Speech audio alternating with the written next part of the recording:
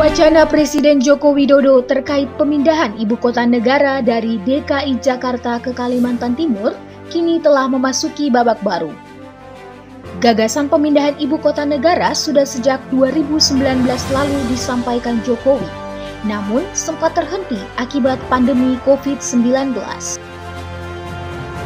Sebelumnya, surat Presiden terkait rancangan Undang-Undang Ibu Kota Negara yang mengatur soal visi IKN, bentuk organisasi, pengelolaan, hingga tahap pembangunan dan pemindahan beserta pembiayaan telah diserahkan kepada pimpinan DPR Republik Indonesia Puan Maharani oleh Menteri Sekretaris Negara bersama Menteri Perencanaan Pembangunan Nasional selaku perwakilan pemerintah.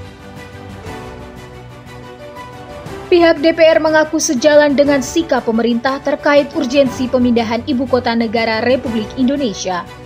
Menurut Puan Maharani, pemikiran mengenai pemindahan ibu kota sudah lama pernah disampaikan oleh mendiang Presiden pertama Republik Indonesia Insinyur Soekarno untuk memindahkan ibu kota negara ke tempat yang lebih baik dan bermanfaat untuk menyejahterakan masyarakat.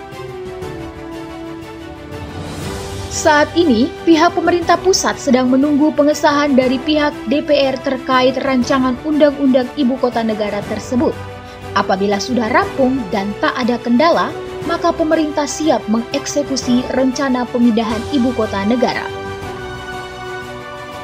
Pemerintah memutuskan pemindahan ibu kota negara Republik Indonesia ke Kalimantan Timur dengan alasan yang kuat, yakni karena letak Kalimantan yang strategis berada di tengah-tengah, sehingga bisa menjadi manifestasi Indonesia sentris.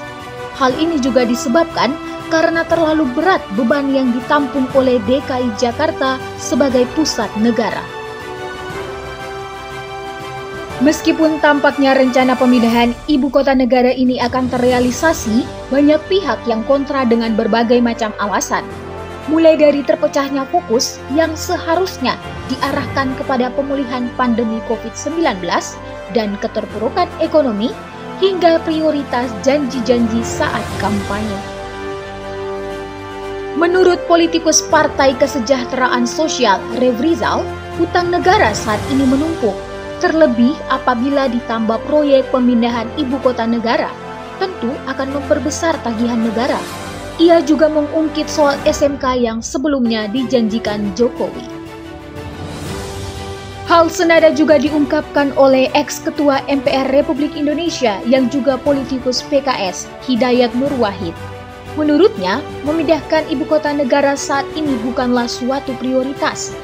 Hal ini disebabkan ekonomi nasional sedang terpuruk.